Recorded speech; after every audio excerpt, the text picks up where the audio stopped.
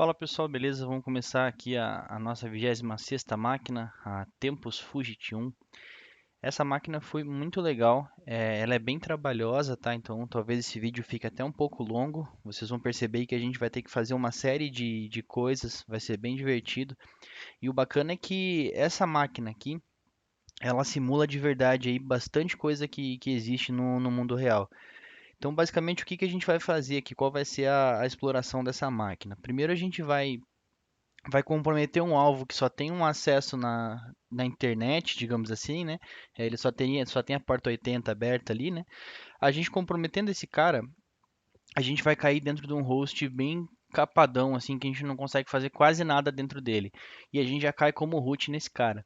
Então, o objetivo, depois que você cai dentro desse cara, é se movimentar lateralmente, né, para os outros alvos dentro da rede. Então, imagine que na vida real tem uma DMZ lá dentro da empresa, né? Tem os firewalls e tal, e tem alguns serviços publicados nessa DMZ.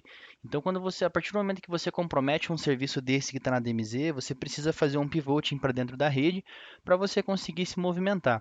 Então, essa máquina é bem divertida, ela tem um esquema legal aqui. A gente vai ter que fazer transferência de zona de DNS para conseguir abrir as aplicações. É bem bacana. Vocês vão ver aqui durante a nossa exploração, eu vou comentando mais sobre, tá? Vai ter bastante link na descrição aqui para auxiliar vocês. Mas é isso aí, vamos lá. Chega de conversa e vamos para o que interessa aqui. Então, essa máquina ela pegou IP bem tranquilo, não tive problema quanto a isso. Ela não está conectada na internet. Tem uma parte aqui durante a invasão da máquina, né, que a gente precisa, para poder fazer essa transferência de zona de DNS, a gente precisa que ela esteja na internet para a gente poder instalar o DIG lá na máquina. Mas nesse caso aqui, o que que eu fiz? Eu peguei o binário do DIG, que tá disponível no Git aqui, que eu já vou mostrar para vocês, e passei para dentro dela, foi tranquilo. Eu posso fazer de novo para mostrar para vocês, não tem problema. Então vamos lá, a primeira coisa é abrir ela aqui no browser. 4. Já estou dando spoiler aqui. Então você vai cair aqui numa página bem bonitinha, né? O que está rodando aqui atrás é um Flask de Python. A gente já mostra para vocês como é que a gente descobre isso. Então aqui no site, né, tem várias informações. Se você vier aqui no menu, ó, ele tem uma abinha chamada Upload. Nessa abinha Upload aqui, ele permite que você faça um upload de um arquivo. Depois que você insere o arquivo e você clica em Upload, ó, o que que ele faz aqui, ó? Ele vai enviar o arquivo. Aqui vai ficar todo o conteúdo do arquivo, então ele vai ficar o conteúdo grande aqui, né? E aqui o file name ele vai escrever o nome do arquivo. Qual que é a falha aqui, né? A falha é que dentro aqui do file name você consegue concatenar comandos e fazer um RCE aqui nesse cara. Tá, mas como é que descobrimos isso, né? Testando, né? Você vai mexendo na aplicação aqui, depois do primeiro upload você vai ver que tem vários parâmetros aqui e a tendência é você ir tentando manipular os parâmetros, né, para conseguir inserir comandos aí dentro da aplicação. Quando você faz um upload, vamos supor que ele escreva aqui, sei lá, arquivo.txt. Não vou fazer o upload de algum arquivo porque fica muito grande aqui esse pedaço do código aqui e não tem necessidade, eu só quero mostrar para vocês. Então, quando você envia ele aqui, ó, ele dá um OK, né, no envio e executa lá no server e aparece aqui, ó, File Successful Uploaded. Então, se você manipular esse cara aqui, ó, vamos colocar aqui arquivo.txt e a gente pode colocar então aqui um operador lógico para dar um E aqui, né? Um operador condicional aqui que além do arquivo.txt, né? E execute outra coisa. Então a gente vai colocar aqui um ls, por exemplo. E assim que a gente manda executar, o que acontece? Ó, ele executou um ls aqui, ó, e a gente consegue ver o que está rodando lá na aplicação. E aqui a gente já consegue ver que é Python, ó, porque é tudo Python. Então você já imagina que seja um Flask, né? Porque é difícil fazer uma aplicação web que não seja Flask. Pode ser bem que pode ser Django também, mas enfim. A gente pode dar um upload aqui de novo e a gente vai ficar nessa brincadeira aqui. Então a gente bota qualquer coisa aqui .txt e concatena aqui com o próximo comando. Então aqui tem um arquivo chamado main.py. Vamos mandar ler esse arquivo aqui, catmain. Vou dar um asterisco aqui. Por que que eu estou dando um asterisco? Durante os testes eu percebi que eu não posso usar o ponto. Se você colocar um ponto aqui, ele vai crashar e não vai deixar você executar o comando. Então guardem isso, que se você tentar colocar tipo main.py aqui, vou mostrar para vocês o que acontece, ó. E eu executo, ó, ele fala que não, que esse tipo não é permitido, né? Esse tipo de arquivo não é permitido. Então ele não me deixou subir o arquivo porque ele tem um validator ali. Ele não está validando direito, mas tem um validator. Então a gente pode colocar aqui, né, ó, nesse caso aqui, a gente quer só ler o main.py. Então a gente poderia fazer isso com base 64 ou a gente poderia tipo, encodar em base 64 o comando e mandar ele executar. Mas não precisa de tudo isso. A gente pode colocar só aqui main e um asterisco, né? Que o Linux ele já vai entender e vai mostrar pra gente o conteúdo, né, desse main. Então aqui, se você analisar tudo que está rodando nesse main aqui, você vai ver, né, que é um Flask que está rodando, ó. Tem até aqui, né, da sessão e tal. Aqui embaixo tem uma coisa legal, ó, que a gente vai guardar para daqui a pouco, ó. Ó, primeiro de tudo, ele está fazendo uma conexão FTP para o domínio mofo.pwn. Então já indica para a gente que aqui dentro dessa rede tem um DNS rodando aí, né? Porque está resolvendo esse nome mofo.pwn. Então, aparentemente tem mais do que somente um host ali dentro. Então ele está fazendo um login no FTP com o usuário SomeUser e essa senha zona gigante aqui. Então isso aqui pode ser um hash, né, de senha, ou pode ser que isso aqui mesmo seja a senha. Então cabe a gente testar na sequência, né? Você anota então essa informação, que já foi a primeira informação que a gente conseguiu aqui. Se você for, daí você pensa assim, pô, vou abrir direto uma shell aqui então, né? Lembra que a gente tentou colocar um ponto e ele não permitiu que a gente inserisse um ponto ali, tem um validator?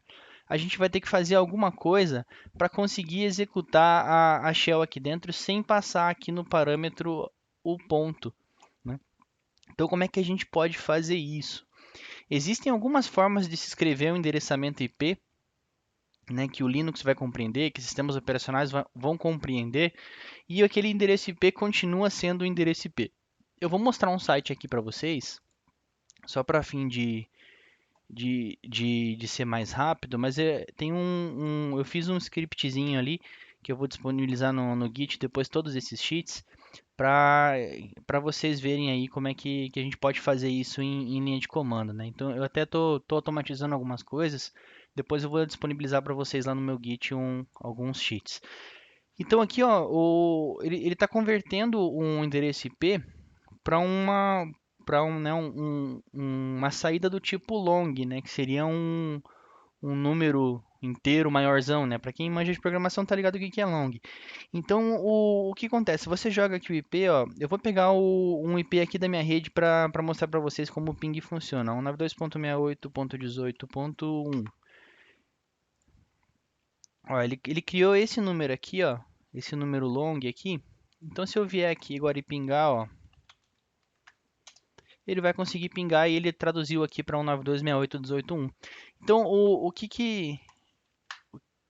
por que que isso é legal? Porque a gente vai conseguir abrir o Netcat sem passar 192.168.18.1. A gente já vai dar bypass, né, nesse mecanismo dele ali da aplicação de validar se tem um ponto ou não, né?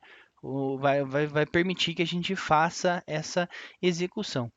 Então, aqui, ó,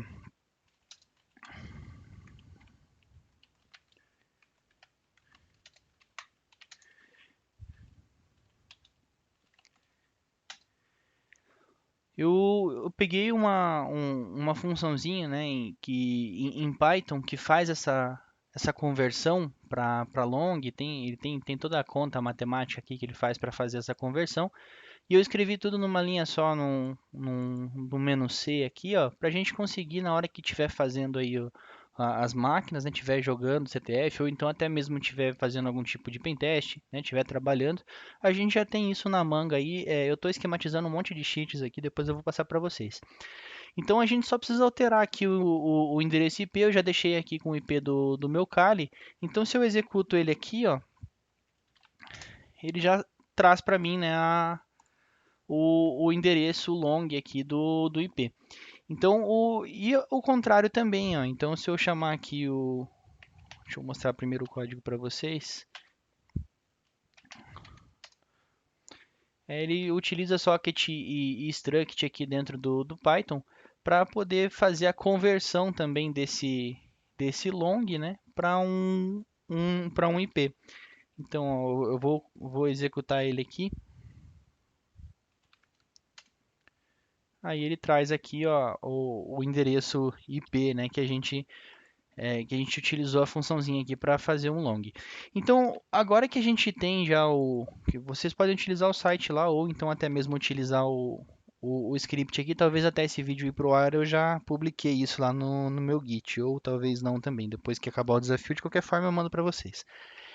É, agora a gente consegue executar o netcat sem passar o endereço IP. Então, primeiro vamos deixar escutando aqui, né, o nosso handler sudo nc -nlvp. Eu vou colocar aqui na 8081 para ele ficar escutando. Agora nem precisava do sudo, que é 8081, não precisa de root para executar.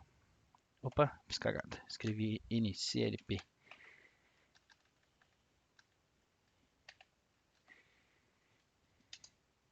Beleza. Então ele está escutando aqui na 8081.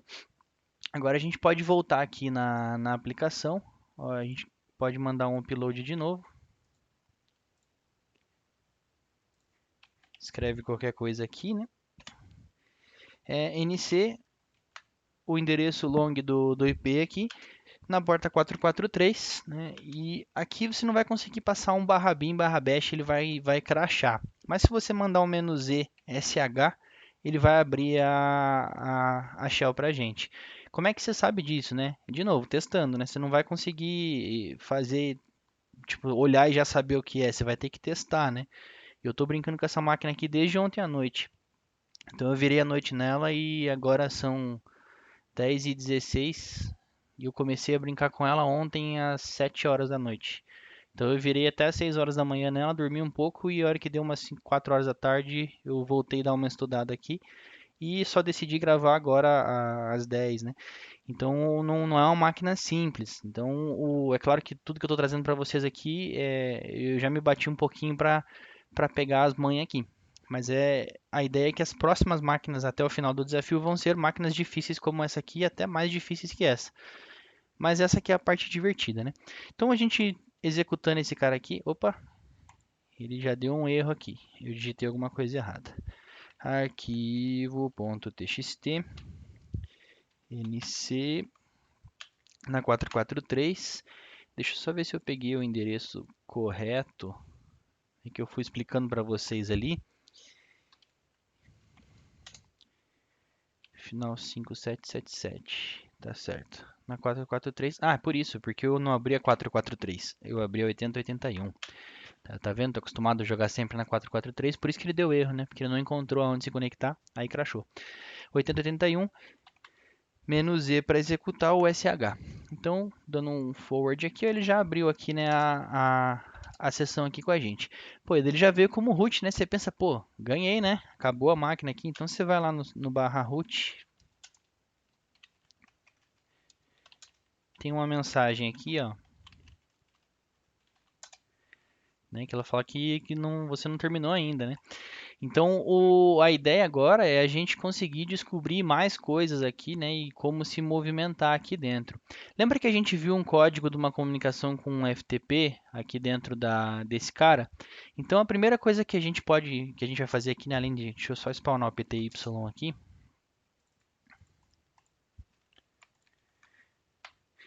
Beleza? Aqui a gente pode fazer várias coisas, né, para tentar escalonar privilégio, mas a gente já está como root, então a gente não precisa escalonar privilégio, a gente precisa se movimentar lateralmente.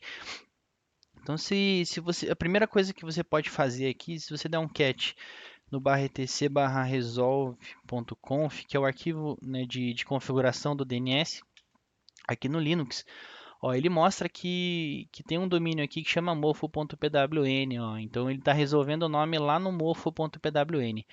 Então, se você pingar ele aqui, ping mofo.pwn, deixa eu só dar uma- mandar um pacote só, que senão ele vai ficar pingando, eu vou ter que abrir a sessão de novo, né? Ping -c1 mofo.pwn.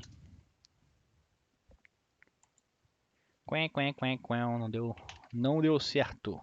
Host mofo.pwn. Vamos ver se vai rolar. Essa máquina aqui, ela é bem capada, não tem quase nada dentro dela. Dá até um desespero no começo, né, do que você vai fazer aqui dentro dessa máquina. Então, ó, a gente não conseguiu pingar o mofo PWN, mas a gente sabe que ele existe. Então, ó, se você der aqui um netstat -antp, você vai ver aqui que tem mais uma rede aqui dentro. Ó, dá um ifconfig. Ela tá num range, ó, no 172.19.0.10, ela tá num range aqui no barra 16, ó, né? Tem ó, 255.255.00, é um range barra 16, ou seja, tem IP pra caramba aqui dentro. Então, por que a gente deduz que tem uma rede lá para dentro, né? Porque a gente viu aqui já logo no começo, no nosso recon, até eu não rodei o Nmap aqui, mas se você rodar o Nmap, você vai ver que vai estar só a porta 80 aberta nesse cara aí. E aqui, ó, a gente acessou primeiramente o 92.68.1.4, né? A gente não acessou o 172.19.0.10. Então a gente caiu dentro de uma máquina na rede aqui e a gente sabe que tem outras. Então o que você pode fazer? Primeiro você precisa descobrir quais outras máquinas que tem aqui dentro dessa rede. Para isso você precisa fazer um scan de portas. Então, até inclusive tem uma atividade na OSCP que pede para você fazer alguns exercícios, né, que vale 5 pontos. E um exemplo desses exercícios poderia ser criar um script, né, para fazer um scanner de portas, utilizando Bash, por exemplo. Esse tipo de coisa pode ser pedido para vocês. Então, o que que eu fiz aqui? Ao invés de jogar um binário do Nmap, alguma coisa aqui para dentro, ou instalar o Nmap aqui, a gente não pode ser tão intrusivo de sair instalando as coisas na máquina assim. Então, o que que eu fiz? Aqui, ó, eu fiz um scriptzinho.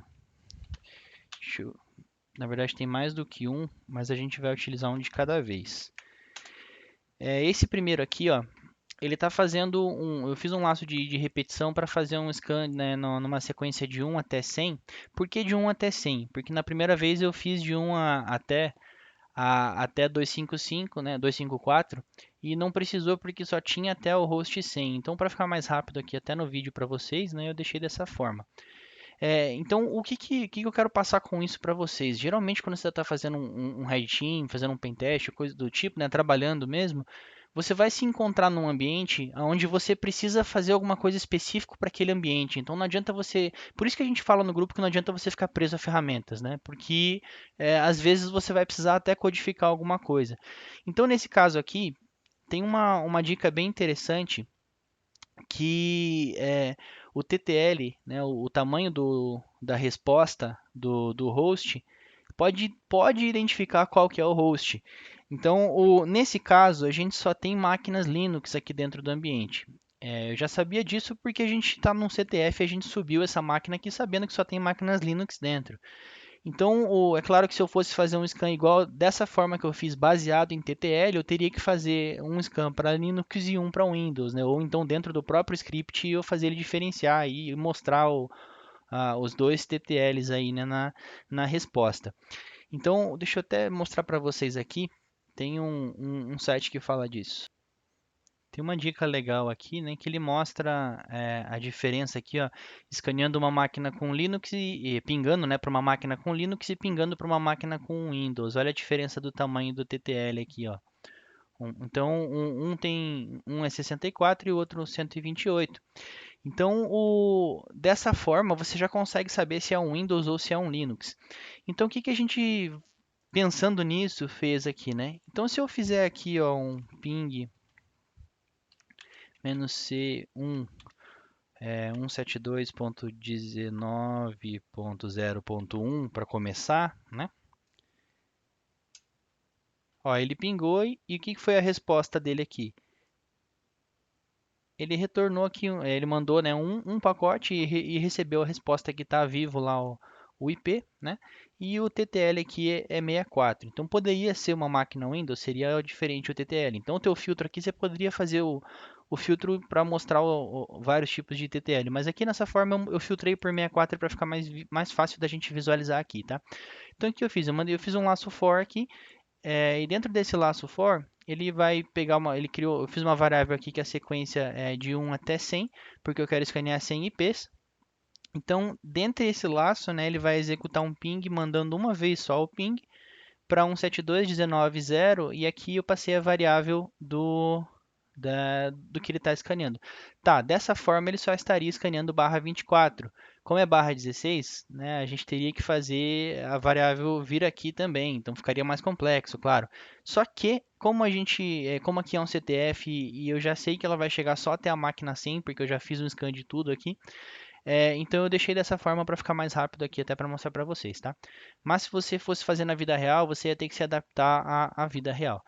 Então aí no final, o que que ele faz aqui? Ele dá um done aqui, né, depois que ele dá esse ping aí, eu mandei ele filtrar aqui via grep o que tiver TTL 64. Então se eu executar isso lá no alvo, ó, ele vai começar a mostrar para a gente os IPs que ele encontrar.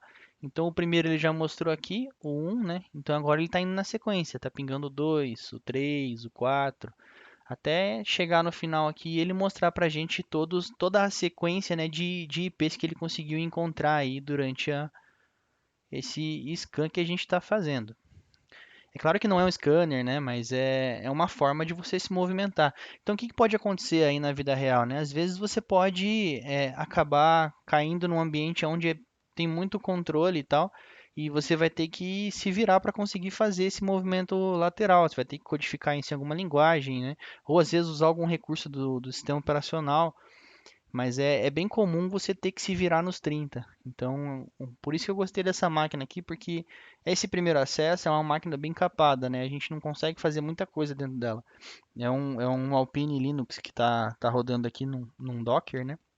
E é um BIOS Box que está rodando aqui, então ele não tem muito recurso. Bom, enquanto ele está rodando ali, ó, os nossos pings, né? Ele já achou o IP10 também, ó. Ele achou o IP1, o IP10. Ele vai indo no tempo dele aqui, daqui a pouco ele termina o scan. Ó, achou o IP12, tá vendo? Assim a gente tá fazendo aqui a nossa enumeração, né, do que a gente vai ter aí na nossa pós-exploração para poder fazer esse movimento lateral. Então, só para ficar mais claro aí o que é o movimento lateral, imagine assim, a gente entrou pela borda ali, né? Isso aqui estava numa DMZ disponível para internet. Então a gente entrou aqui nessa DMZ, entrou dentro dessa máquina. Agora o movimento ele pode ser lateral para dentro da rede, ou ele pode se movimentar dentro da própria DMZ, ou se movimentar da DMZ para dentro da rede on-premises ali, né? Essa é a ideia do conceito, né, de você fazer o pivoting, de você fazer a movimentação lateral que a gente chama. Então, depois que a gente levantar todos os hosts aqui, a gente precisa fazer então um scan de portas nesse cara, né? E como eu disse, a gente não consegue rodar um Nmap, coisa do tipo aqui. Então aqui, ó, seguindo a mesma linha do primeiro script que a gente fez aqui, em Shell Script, né? Em Bash Script, o segundo script ele vai fazer a mesma coisa, só que com as portas, ó. Então primeiro tem um laço de repetição aqui para a porta, dentro de 1 até 65.535. Ele vai executar, né, ou vai entrar no laço aqui. Quando ele entra no laço, eu fiz um outro laço, né, mais um for aqui, e esse for eu passei os IPs, o final dos IPs que eu quero que ele escaneie as portas. Então, o primeiro IP, o primeiro scan que a gente fez mostrou que está vivo o host final 1, final 10, final 12 e mais para frente ele vai mostrar o final 100 aqui para a gente também. Então, por isso que nesse próximo laço aqui, é claro que você poderia juntar as duas coisas, né? Pode até ficar como exercício para vocês, se vocês quiserem, criar um scanner completo de rede que vai buscar portas e primeiro busca o host, depois acha as portas. Vocês podem brincar com isso. é bem interessante e vai ajudar vocês aí na prova do SCP também. Então aqui eu passei então o final, né, do IP1, o 10, o 12 e o 100. Então ele entra no próximo laço aqui, né, ele faz uma conexão utilizando o TCP aqui dentro do próprio sistema operacional e aqui no target, ó, a variável target, que é a final aqui do IP, né, eu passei o númerozinho do IP que a gente encontrou aqui. Então depois e na porta, né, e agora chama a variável porta que é essa que está executando no primeiro laço aqui.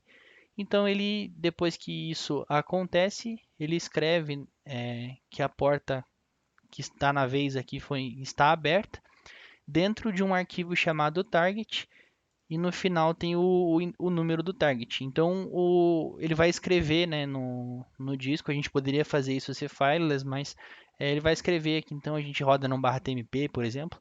Ele vai escrever no disco essas portas que estão abertas e a gente vai conseguir ter essa visão aí do que tem de portas abertas nesse cara, sem a gente precisar fazer nenhum tipo de movimento por enquanto, né?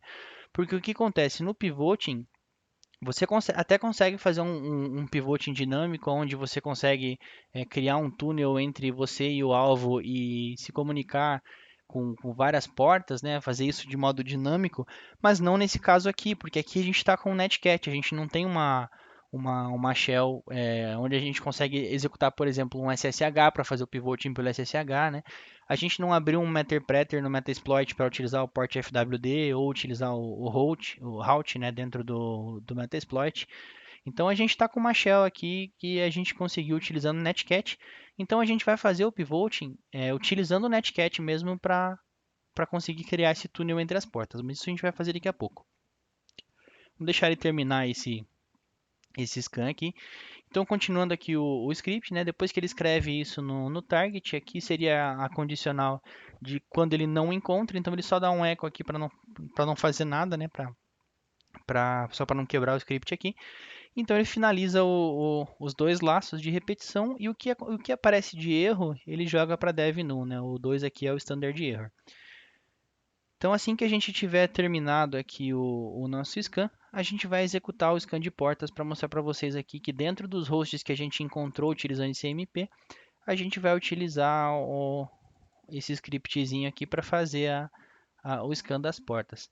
É claro que se você quisesse, você podia até jogar um binário do Nmap aqui e executar o Nmap, mas aí, cara, não, quanto mais você mexe, né, no alvo, mais fácil é de você ser detectado. Então, a ideia é ser cada vez mais stealth, né? Então, você conseguiu entrar na máquina, se mexe o mínimo possível. Até isso que a gente está fazendo aqui vai salvar arquivo no disco e tal. Então, isso também é detectável, né? Você pode fazer os seus movimentos, mas sempre lembre de fazer os seus movimentos da forma mais, né, quieta possível. E sobre demorar para fazer as coisas aqui, né? É bem comum, tá? Quando você estiver fazendo um pentest de verdade aí, ou estiver participando de uma operação de Red Team, você vai ver que as coisas demoram pra caramba. Imagine se fazer um password spray dentro de uma companhia que tem mais de 100 mil funcionários. Quanto tempo que não leva pra você pegar, né, as credenciais e tal. Ou até mesmo no ataque de phishing, até o cara clicar e te passar a credencial. Tem várias coisas que você faz aí durante a atuação profissional que demoram bastante. Então tem que ter paciência mesmo. E essa máquina aqui é um exercício de paciência, que vocês vão ver que aqui no vídeo eu vou pausando, né, a gravação para conseguir não ficar tão longo, né, o vídeo, mas aí durante os testes de vocês nessa máquina, vocês vão ver que não é uma máquina para fazer em 20 minutos. Enquanto ele está rodando aqui, eu vou executar o Wireshark aqui, porque essa máquina tem algumas coisinhas bem divertidas aí que vocês vão ver no final aqui. Então você pode executar o Wireshark aqui, tem que executar ele como root, porque a gente vai colocar a interface em modo monitor e se você não tiver como root, ele não fica em modo monitor, tá? Eu estou utilizando a VBox Net 0 aqui, depende do que você está utilizando, aí você coloca, né, a interface que você estiver utilizando. Então ele vai ficar escutando aqui. Tem uma coisa que acontece nessa máquina aqui, que em determinado momento você começa a receber algumas requisições de autenticação. Então vocês vão entender isso mais para frente. Eu já abri aqui para a hora que rolar. Ó, ele já está mandando algumas queries aqui. Vai chegar um momento que você vai receber, né, algumas. Ó, ele tá requisitando o geek.local aqui, tá vendo? Ó? Então e a gente seria, né, o geek.local. Então você pode, sabendo disso, né, você já pode tentar fazer aqui um poisoning de DNS aqui para a gente conseguir fazer o direcionamento dessa autenticação que ele está mandando para cá, para dentro, né, do nosso poisoning. A gente pode envenenar aqui, ó, o DNS e esse cara aqui vai mandar para a gente a requisição. A gente vai fazer isso mais para o final, porque se a gente fizer agora a gente já vai pegar a credencial e não vai ter graça de fazer todo o pivoting e etc aqui. Então vamos seguir aqui. Eu vou deixar o Wireshark aqui escutando os pacotes aqui pra gente. Vamos ver aqui se já acabou o nosso scan. Não, ainda não. Não chegou na senha ainda. Realmente demora pra caramba. Assim que ele chegar na senha, a gente já executa aqui o nosso scan de portas. E a gente continua fazendo aí o nosso movimento. Então, uma coisa que a gente pode fazer, né, seria a gente trocar o nome da nossa máquina aqui para o geek.local para responder o DNS para eles lá, mas não precisa que a gente vai utilizar o responder depois para interceptar as credenciais que eles estão mandando aqui para a gente, né, para fazer um meeting aqui.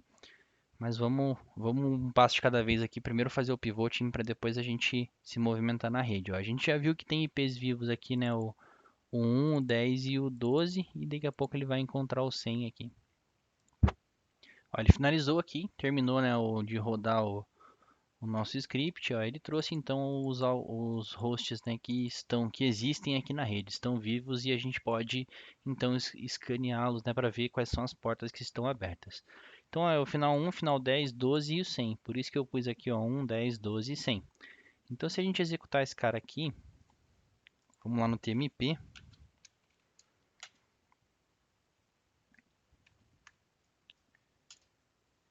Ele vai demorar um pouquinho para executar também. E não esqueçam de apagar depois o que vocês escreveram, né? Não muda muita coisa numa análise forense, mas como a nossa atividade é legal, isso não tem problema nenhum, né? A gente está fazendo um pentest, né? Vamos lá, vamos esperar ele terminar de rodar aqui e a gente já analisa junto o resultado. Beleza? Ele finalizou aqui. Então, ó, veja que ele escreveu aqui o target 1, o 10, o 100, né, e o 12. Então, dá um catch aqui no target 1.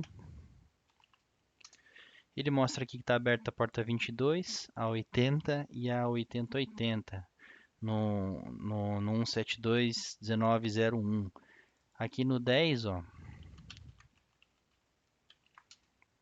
ele mostra que está aberto somente a porta 80, que o 10 é a gente, né? É onde a gente está.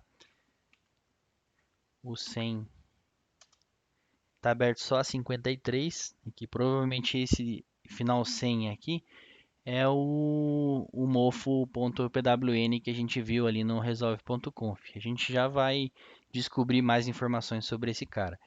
E o target 12, ó,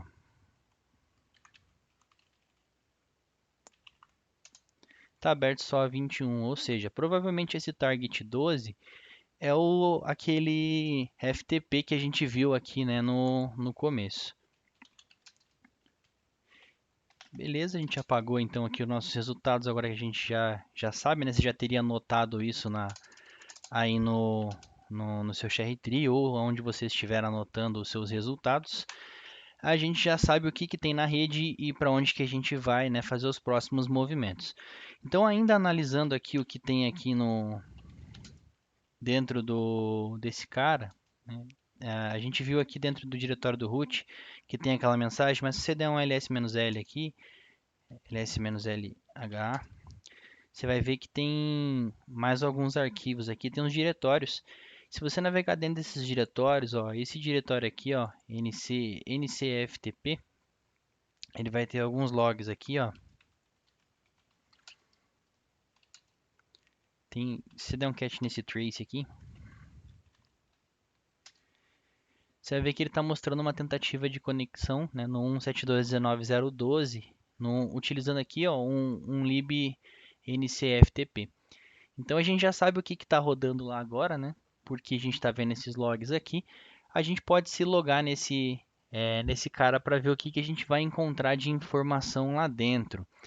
Então a sintaxe para se conectar aqui nesse cara aqui no lib ncftp é lftp, o nome do usuário, né, e o IP.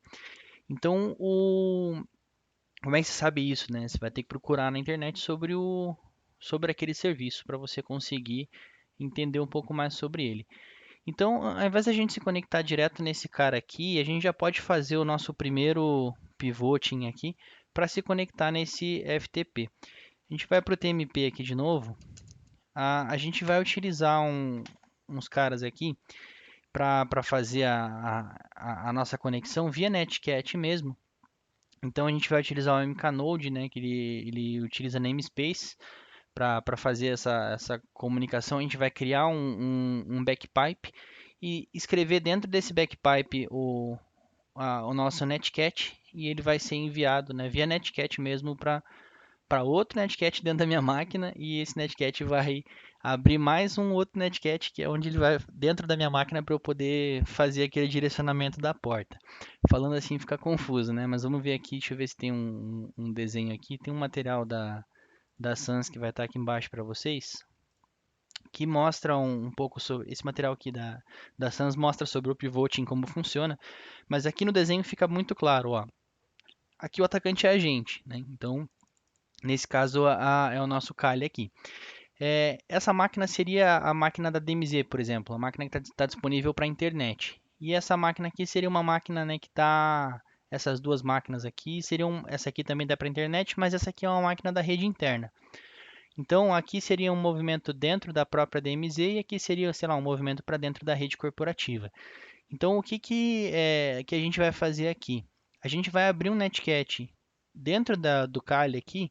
Nesse netcat do Kali, a gente vai abrir duas portas. Vai abrir uma porta para ser executada local no Kali, né, dentro do serviço que a gente quer executar do lado de cá. Por exemplo, vamos supor que aqui, ó, a gente vai fazer isso com o FTP agora. Tem um FTP aqui dentro de um host, dentro da rede interna.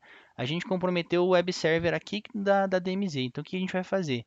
A gente vai abrir um netcat aqui no nosso Kali com uma porta local para a gente conectar nesse FTP, uma porta remota para abrir a conexão remotamente com uma porta que vai estar aberta aqui dentro do nosso primeiro alvo, que foi o web server. Ele vai abrir uma porta no netcat também para se comunicar com esse FTP que está aqui dentro. Então a gente vai usar o nosso primeiro alvo como uma ponte para chegar aqui dentro no segundo alvo. Então, como é que a gente vai fazer isso, né? Aqui no TMP, vou vir aqui primeiro no Kali, /tmp. Você vai usar o mknode para criar o namespace. E a gente vai chamar o backpipe. Vou chamar ele de P. Opa, eu já tinha criado ele aqui, peraí. Então o que acontece? Depois que a gente criou ele aqui, ó, ele criou um backpipe aqui, ó, tá vendo? A gente vai passar as conexões do netcat para dentro desse backpipe e a gente vai utilizar ele para jogar a conexão lá para o outro lado. Então como é que a gente vai fazer isso? A gente vai abrir aqui um netcat -lvp para escutar aqui em modo verboso. Como a gente vai conectar lá no FTP, eu vou colocar a porta 2122 aqui para ser a porta remota. Então a saída disso, né, o zero aqui, a primeira saída, eu vou jogar para dentro do backpipe. Então a gente vai executar o próximo netcat aqui, ó, nc-lvp, na porta 2121, que é a porta que eu vou conectar localmente aqui no Kali, né?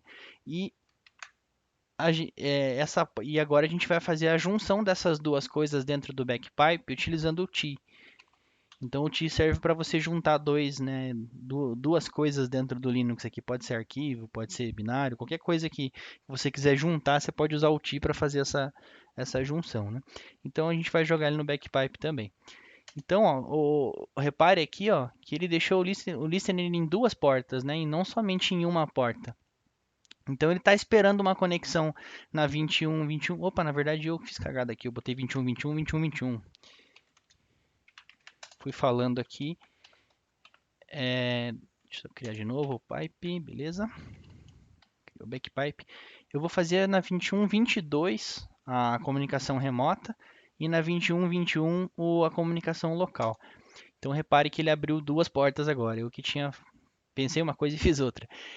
O que vai acontecer? Agora a gente precisa fazer o nosso alvo aqui, que a gente já comprometeu, se comunicar com a gente na porta 21, 22, para fazer o túnel para a gente para 21, 21, né, para a gente entrar pela 21, 21 e sair lá do outro lado no nosso alvo. Então a gente sabe que o IP desse servidor FTP é o final 12, né? A gente já escaneou esse cara, a gente já viu que é ele que está com a porta 21 aberta. Então o que a gente vai fazer aqui?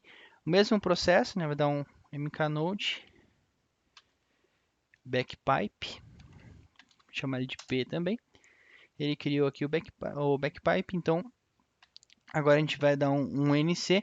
O primeiro netcat que a gente vai fazer é lá para o nosso próximo alvo, que é 172.19 172.19.0.21, não, opa, desculpa, ponto 12, na porta 21. Então, a gente vai fazer o nosso alvo se conectar lá dentro do nosso próximo alvo. E a saída disso, a gente vai jogar para o backpipe.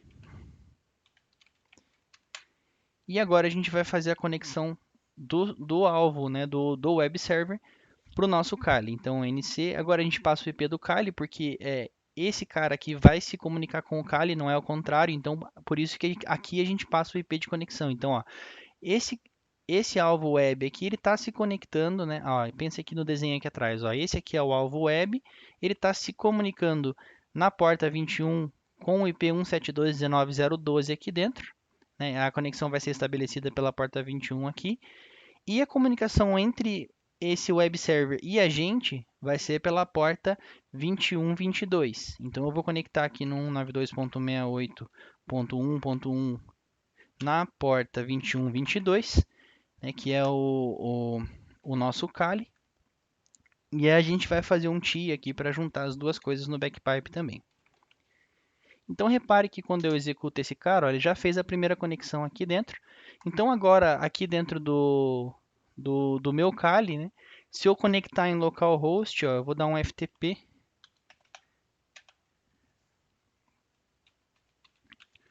localhost na porta. Vocês têm que passar o "-p", deixa eu ver, peraí. Localhost 2.21. 21, 21. Não.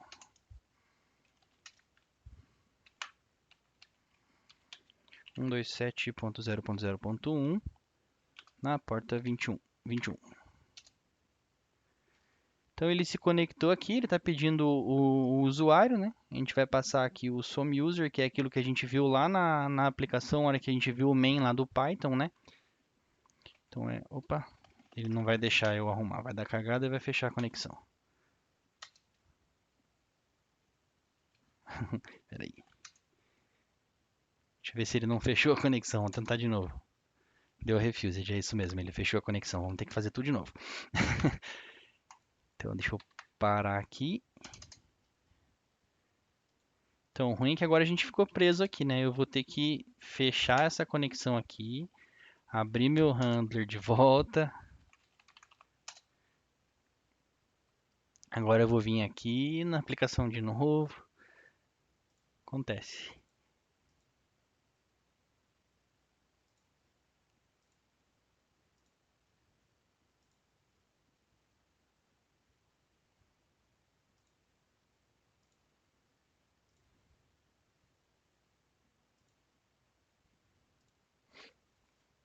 Beleza. Agora vai.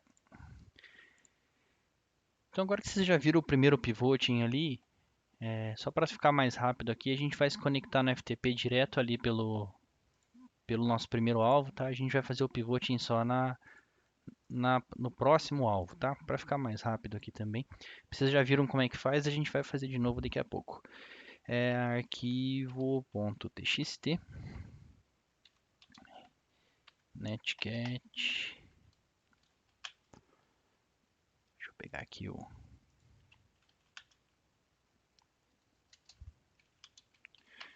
vim aqui no meu diretório dos sheets aqui.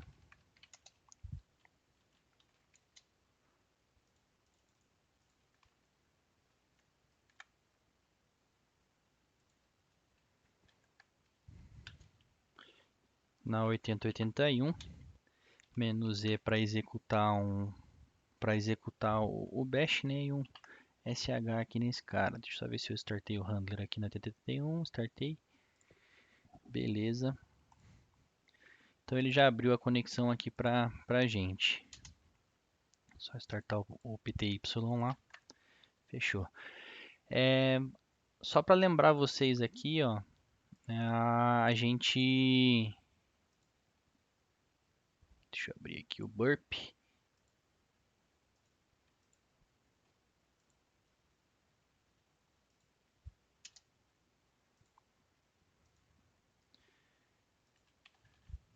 Vou chamar qualquer coisa aqui .txt. Só para a gente poder dar um cat no main aqui de novo, para vocês verem aqui onde ele mostrou a senha para a gente, né? Ó. Aqui ele está se conectando no ftp.mofo.pwn e passou aqui o login some-user. Então a gente vai copiar esse login aqui. Então aqui lembrando que a sintaxe é LFTP para conectar utilizando, né, o LFTP.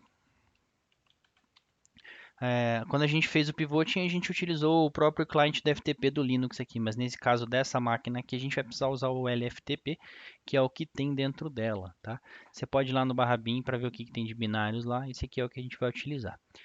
Então aqui a gente passa agora o usuário some-user, né, que a gente copiou lá, arroba 172.19.0.12, que é o IP lá da máquina. Então ele já pediu a senha aqui para a gente. A gente pode, então, ou a senha é exatamente isso aqui, ou a gente teria que quebrar essa senha aqui jogando num Crackstation, alguma coisa do tipo, para ver se a gente conseguiria reverter, né, esse hash. Um hash não é reversível, mas fazer aí por dicionário, né, a quebra desse hash. Mas nesse caso aqui, a senha é exatamente isso.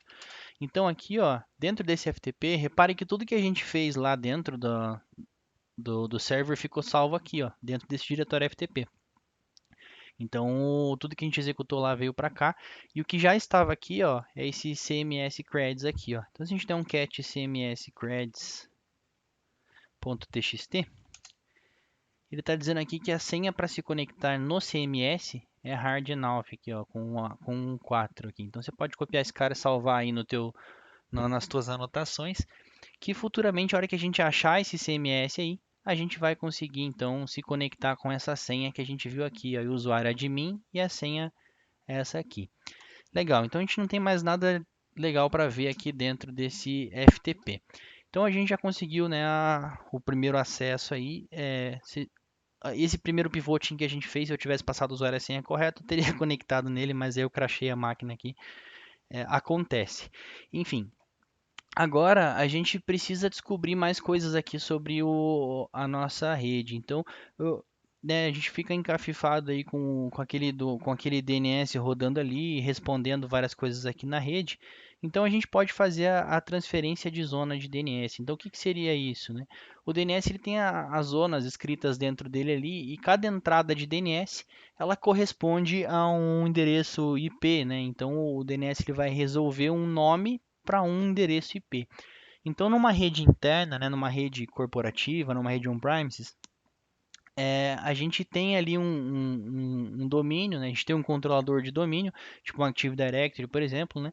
E a gente tem o domínio que tem dentro desse domínio a gente tem também um servidor de DNS, que é ele que dá o nome para todo mundo na rede e faz as resoluções de nome. Então, quando a gente consegue fazer uma transferência da zona de DNS, a gente consegue ler essas entradas do DNS e ter uma visão completa sobre a rede, né? O que acontece? Para você conseguir fazer a transferência de zona de DNS, ela tem que estar habilitada lá dentro do servidor DNS. Ele tem que estar permitindo que você transfira a zona. Então, é uma falha de configuração isso também. Nesse caso aqui, a gente vai utilizar o DIG para poder fazer essa transferência de zona de DNS. Aqui dentro dessa máquina que a gente comprometeu, ela é bem encapada, como falei para vocês, né? Não tem nada. Se você viesse aqui no barra bin, ó, cd barra bin, aqui você não ia encontrar, aqui você não encontra o DIG, você não conseguiria utilizar ele para fazer para conseguir fazer essa transferência de zona de DNS. E eu tentei fazer dessa forma, fazendo o pivoting aqui, fica bem instável, né, esse túnel pelo Netcat. Eu só consegui fazer pelo Metasploit. Então, como eu não quero utilizar o Metasploit nessa máquina com vocês aqui, eu acabei então não considerando fazer remotamente a transferência da zona DNS, utilizando o pivoting, né, e sim comprometendo, né, fazendo a transferência de zona DNS no nosso primeiro alvo. Então, como é que eu fiz? Eu baixei aqui o binário do DIG para essa versão do Linux aqui, que é o Alpine Linux. Então, o que acontece? Ele tem, né, já tem o binário oficial aqui dentro do site. Eu baixei do GitHub, né, a versão, a versão já compilada, né, desse binário.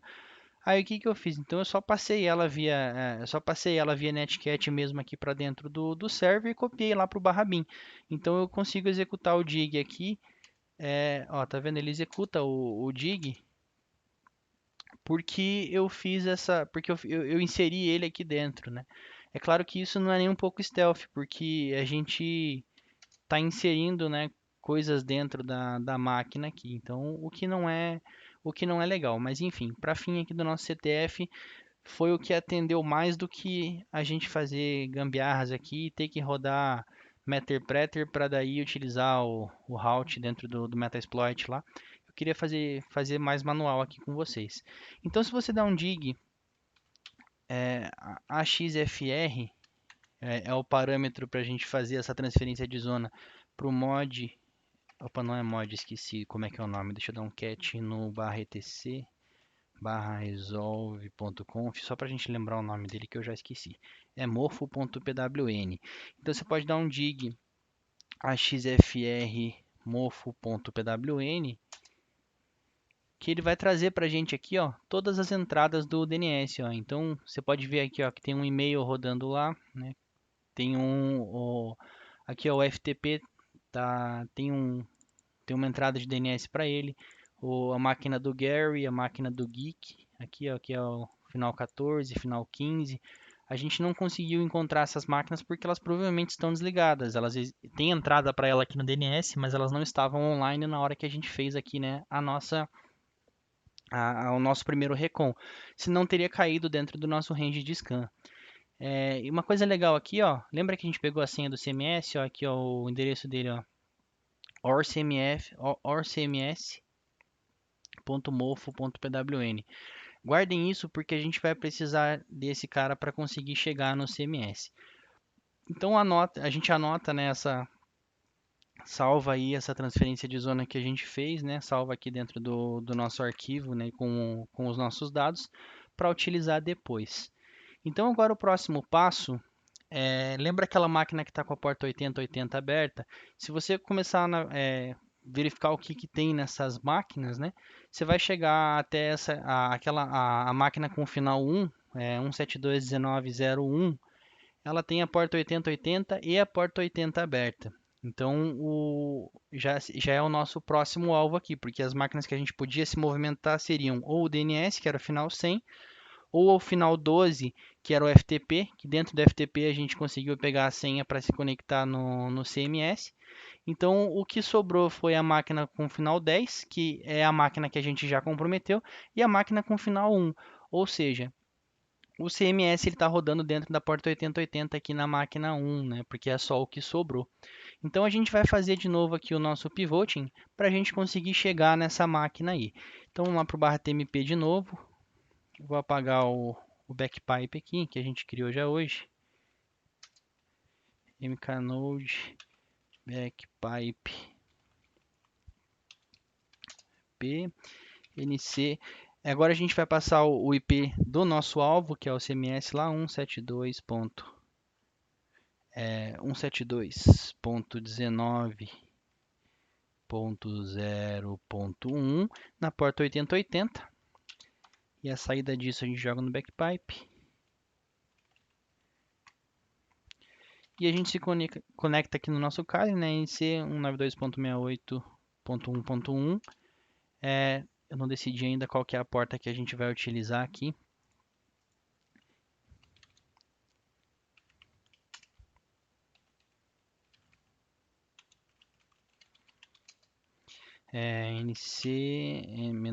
NC-NLVP. Na porta, vamos colocar aqui 9091, que vai ser a porta do túnel. Vou jogar isso no backpipe. NC-NLVP. E na porta local eu vou chamar na 9090. E vou juntar tudo isso aqui, né, com o T no backpipe. Tá executando, beleza. Então eu vou passar aqui na 9091, que foi a porta que eu abri para a conexão do túnel com o alvo da DMZ aqui, né? T backpipe. Então ele abriu a comunicação aqui para a gente, fez o nosso túnel, né? Então agora eu consigo abrir aqui no browser o nosso 127.0.0.1 na porta 9090. Então a gente caiu aqui dentro de um Apache, né? Lá na porta 9090. Então o que a gente pode rodar aqui, por exemplo, o Dirb na 127.0.0.1 e tal, né? Na porta 9090, ele vai fazer a enumeração aqui. Mas o que vai fazer a gente conseguir acessar nesse cara? Lembra que ele ele está acessando aqui, ó, um DNS, né, chamado orcms.mofo.pwn. Então a gente vai adicionar essa entrada dentro do nosso arquivo hosts. Para quem não sabe o que é o arquivo hosts, antes da máquina perguntar para algum servidor de DNS qual é o endereço IP de determinado FQDN, né, de determinado endereço de nome aqui, ele vai perguntar primeiro para o arquivo hosts aqui dentro da máquina. Então esse arquivo está em /etc/hosts. Então eu vou editar aqui, ó, o /etc/hosts na minha máquina. E aqui, ó, o que eu vou passar aqui? Na 127.0.0.1, por que na localhost, né? Porque eu fiz então o pivoting aqui para localhost 9090. Lembra que a gente já fez isso antes, né? Então, tudo que eu preciso fazer aqui na minha máquina tem que ser localhost. Na porta 9090, a gente não, você pode passar a porta aqui se você quiser, mas não tem necessidade. E aqui você passa então aquele endereço que a gente viu ali, né, de resolução do nome. Então, eu salvando esse cara aqui, quando eu vier aqui no browser agora, ó, e eu acessar aqui esse cara na porta 9090, né? Ele vai cair lá dentro do nosso alvo. Espera aí, vamos adicionar aqui a porta também. Vamos ver se vai rolar.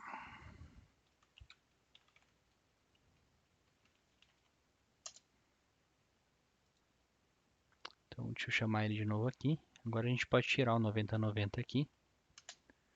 Espera aí que eu acho que deu pau no nosso túnel. Ó, ele fechou o... Não fechou não, deixa eu ver. Está tudo certo. O grande problema da gente fazer isso aqui via o Netcat é que ele não é muito estável, né? Mas é assim mesmo, você vai caindo, você vai subindo de novo. Então agora se a gente atualizar ele aqui, espera aí, 1, 2, 27.0.0.1 na 90.90, beleza.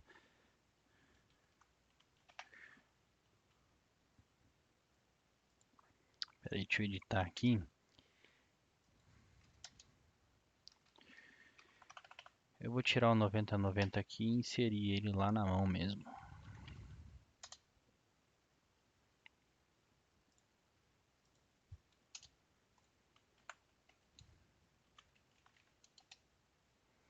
Ó, então agora a gente conseguiu, né, acessar o CMS aqui. Ele não está carregando as imagens aqui porque ele não está conectado na internet, tá? As minhas VMs aqui, elas estão sem acesso para a internet.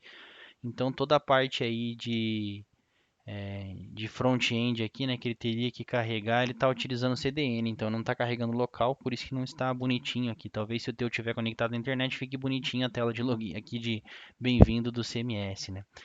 Então nesse cara aqui no OR CMS aqui, você pode procurar aí informações sobre, né, ver se tem vulnerabilidade ou não, mas se você der um barra de mim aqui, você pode rodar um dib, coisa do tipo nele também, você vai cair aqui no barra de mim, você vai chegar no painel de login aqui do CMS, né?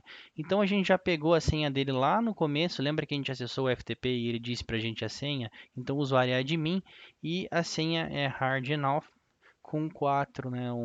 Deixa eu copiar ela aqui que eu anotei. A senha é essa aqui que a gente copiou já hoje. E o usuário é admin. Então a gente conseguiu se logar aqui dentro, né, do OR CMS, que é o alvo principal aqui para a gente começar, né, a nossa exploração da rede interna. Depois a gente ainda vai fazer bastante coisa divertida aqui. Então agora dentro do CMS é aquela coisa padrão que a gente sempre faz, né? A gente vai lá nos temas ou nos plugins, né, edita o tema aqui. E aqui a gente vai inserir uma shell, alguma coisa eu já fiz antes, né? Mas é por isso que a minha shell já está inserida aqui, mas eu vou até colocar ela em outro. Vou colocar ela em outro lugar para ficar mais divertido aqui, para mostrar para vocês. Eu esqueci de apagar, na verdade. Deixa eu salvar esse cara aqui. Então, ó, aqui dentro, né, do tema, você tem várias páginas em PHP do tema com códigos PHP aqui, né, que você consegue editar o tema. Então, a gente vai alterar outra. Vamos alterar o header, sei lá, o functions aqui pode ser, functions.php. Então, você pode inserir aqui no meio, né, a tua shell em PHP. O que eu vou fazer aqui? Eu vou colocar ela aqui em cima mesmo, ó. Eu vou usar um exec e do exec eu vou fazer uma comunicação aqui, né, via netcat aqui. Só deixa eu passar o endereço certo, que é 11. Eu vou colocar aqui isso aqui na porta 443 que eu não estou usando ainda. Então você pode salvar, né, esse cara aqui. E quando você salva, ele mostra para você o endereço completo da onde foi que ele salvou, né, o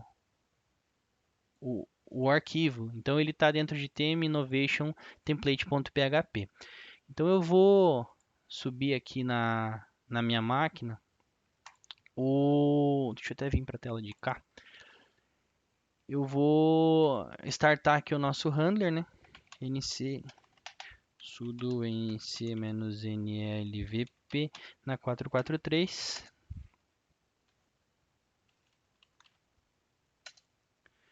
Beleza, então aqui na aplicação a gente só precisa salvar, a gente já salvou esse cara, né, com o nosso backdoor aqui. Então agora é só chamar ele aqui no browser, ó. Então eu vou copiar esse diretório e vou chamar ele aqui, ó, aqui no browser. Então repare que assim que eu chamar ele aqui no browser, né, ele abriu a sessão aqui pra gente. Então ó, a gente está com o usuário www.data e a gente precisa então fazer algum tipo de movimentação aqui dentro do server. Se você for lá no barra home, você vai ver que tem um monte de usuário, ó. Tem um monte de gente aqui. Então, com o www.data não tem muito o que a gente fazer aqui nessa máquina. Então, lembra que eu falei para vocês para a gente escutar o tráfego aqui? Que tem várias requisições vindo para cá, ó.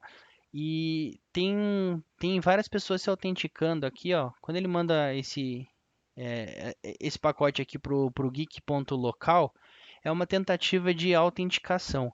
Então, como é que a gente pode interceptar isso, né? A gente sabe que é uma tentativa de autenticação, porque ele está solicitando aqui informação para o DNS. Então, numa rede corporativa, né, para o cara resolver nome, ele precisa estar dentro do domínio. Para ele estar no domínio, ele precisa estar autenticado. Então, quando ele está autenticado, ele já passou o hash da credencial dele, né, para validação.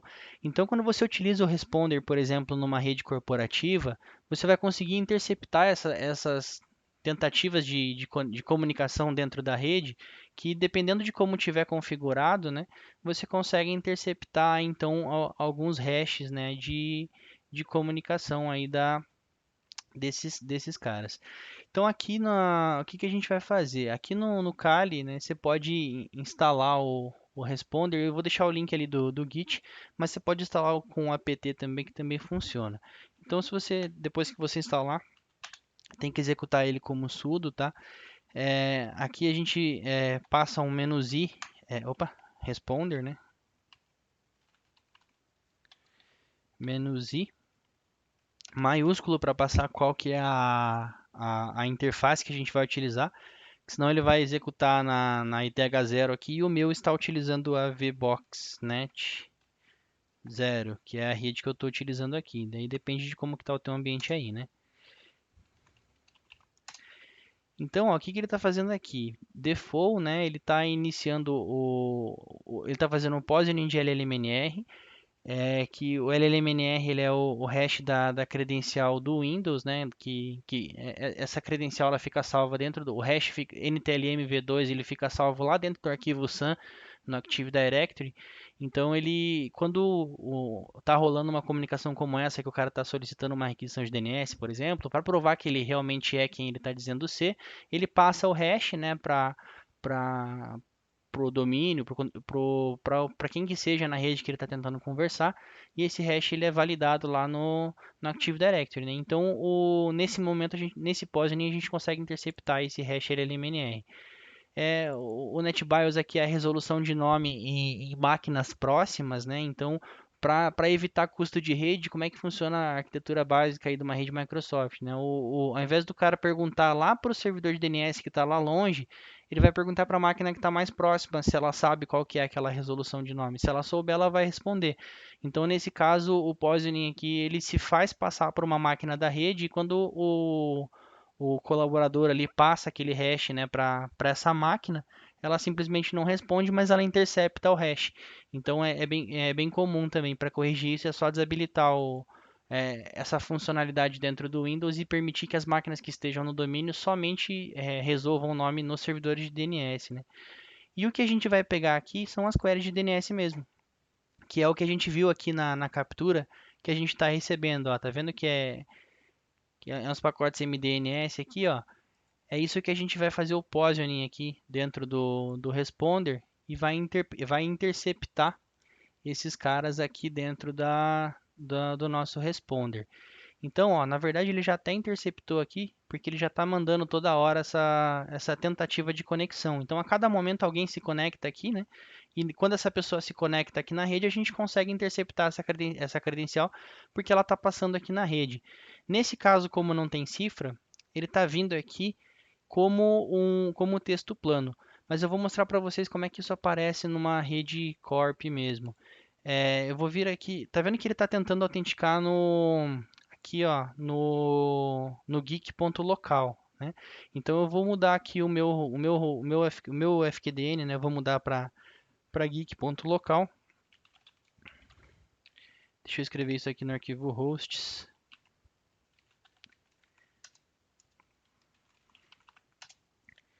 Vou dizer para ele aqui que um 192.168.1.1, que é o meu IP aqui do Kali, né? Ele é o geek.local.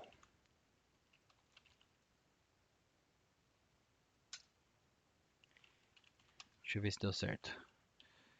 Ficou louco ali. Nossa, ele escreveu um monte de bagulho nada a ver ali. Deixa eu arrumar, peraí.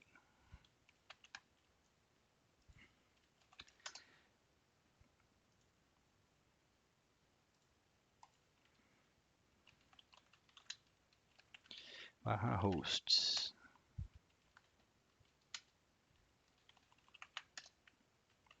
Nossa, que bagulho nada a ver que ele escreveu aqui. Deixa eu apagar, peraí. 192.168.1.1 vai ser o geek.local. Então, ó, ele está aqui, né, escutando a rede aqui. Então, eu vou fazer uma simulação aqui. Vou abrir esse cara nessa máquina aqui. Ele está fazendo umas requisições via browser. Eu já entendi isso porque eu já unei a máquina e já vi como que é o script. Mas eu vou mostrar para vocês aqui. Quer ver, ó?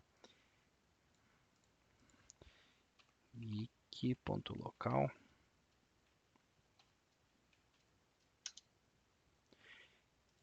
Eu vou passar um usuário qualquer aqui tentando se conectar.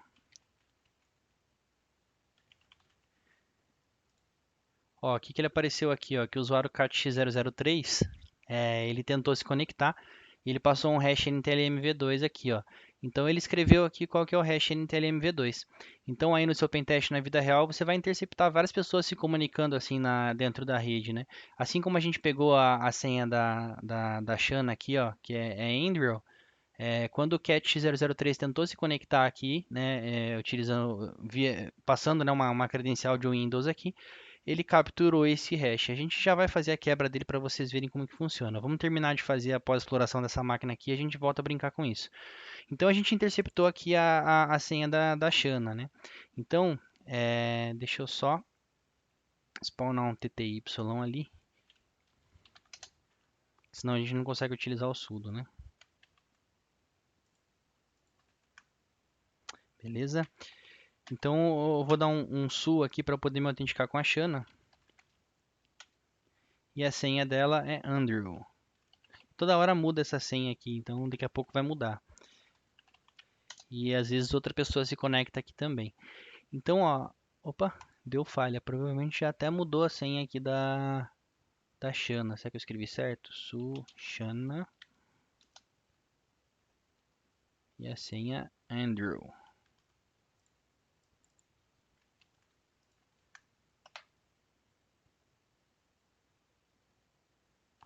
Já falhou. Vamos esperar ele mudar a senha da Shana aqui. Daqui a pouco ele vai mudar a senha e vai aparecer aqui, né, pra gente a senha nova aqui. Ele vai tentar se conectar. Eu acho que ele já mudou. Se você ficar escutando os processos na máquina ali, você vai ver bem exatamente a hora que ele faz essa chamada.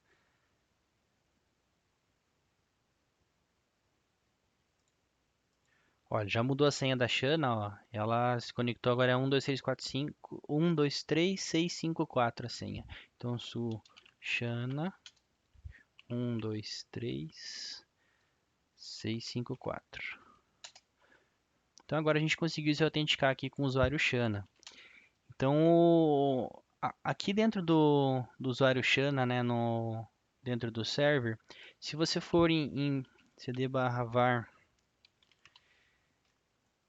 /mail, você vai ver que aqui, ó, tem os e-mails que a Shana recebeu, né? Então, se você configurasse aqui um cliente de e-mail, você ia conseguir ler esses e-mails salvos aqui dentro de var mail, né? Então, se você der um cat aqui na pastinha da Shana, né? Que estranho esse nome. Tem todos os e-mails que ela recebeu aqui, ó. E aqui tem um primeiro e-mail, ó, que fala que para a próxima fase aqui a gente precisa se conectar com o usuário Gena utilizando essa senha aqui, ó. Então agora a gente pode dar um su Gena e se conectar com essa senha aqui, que peraí, que não deu certo. Deixa eu copiar só a senha.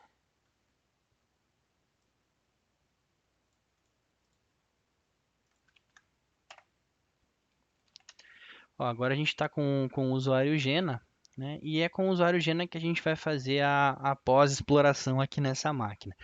Então agora se você analisar, né, os binários aqui que você tem permissão de execução, primeiramente você pode dar um sudo "-l" aqui e você vai ver que, ó, ela consegue utilizar o CPU limite aqui sem senha, né? Só executar como root, ela já vai conseguir executar esse cara.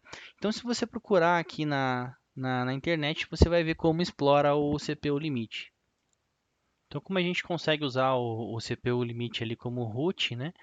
Ele está passando aqui aqui dentro desse site que a gente já viu anteriormente aqui, né? Deixa eu abrir ele aqui de novo.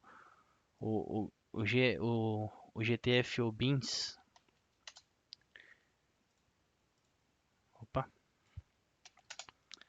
Se você chamar aqui, você pode ver, né, vários binários, como funciona a exploração deles, né? Que a gente já viu isso na máquina do Vinícius lá, né? Do Vini Vieira. Então aqui, se a gente procurar CPU limite, ó, ele tem aqui as maneiras de se explorar o CPU limite, né? Então ele tá passando aqui o valor do limite que ele quer. O CPU limite é uma ferramenta para ver, né, como é que está o consumo de processamento. E aí na sequência ele está passando um bin SH. E como a gente vai executar isso como root, esse bin SH vai ser executado como root. Então bem simples, ó, jogando esse cara aqui, a gente pegou aqui o usuário root, ó. cd/root proof.sh. Então a gente conseguiu aqui, né, a comprometer o último desafio aqui da máquina.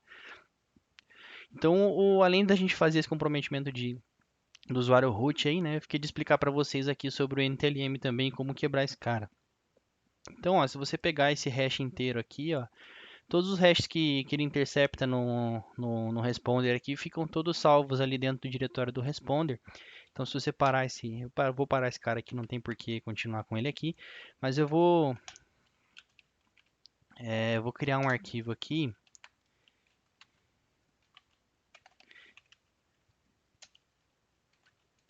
e vou jogar o hash aqui dentro, né? Então, se eu usar o John aqui, eu vou usar o word list padrão mesmo, que a senha que eu digitei ali vai conseguir quebrar com essa word list, né? Mas se fosse na vida real para você quebrar um NTLM V2 aí de verdade, com uma senha mais complexa, você poderia utilizar Rainbow Tables para fazer a quebra, ou então utilizar um dicionário mais legal, né? Mas por Rainbow Tables é mais sucesso aí, é mais garantido o sucesso. Você pode utilizar o John. Eu chamei o arquivo de AAA. Então, ó, ele executou o John aqui, né, com a word list default aqui do John.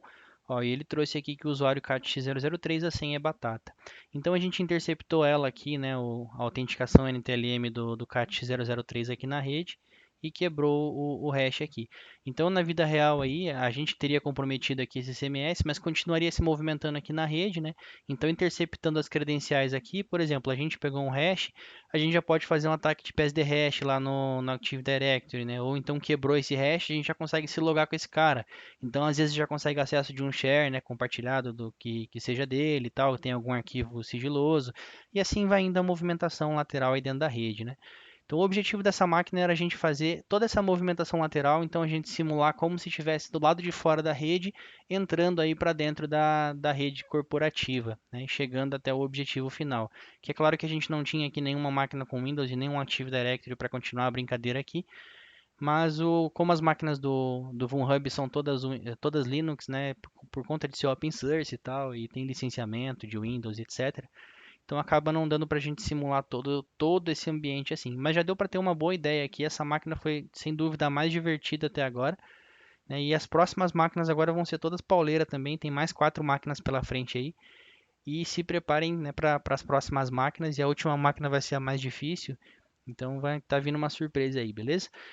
Aqui na descrição tá todos os links, né, de material de apoio. Dessa vez vai ter bastante link aí de material de apoio para vocês. Espero que vocês estejam gostando, tá? Aqui embaixo também tá o link da VM de amanhã. Quem tiver alguma dúvida, manda lá no grupo. Não esqueçam de se inscrever aqui no canal, beleza? E é isso aí, pessoal. Até amanhã. Falou!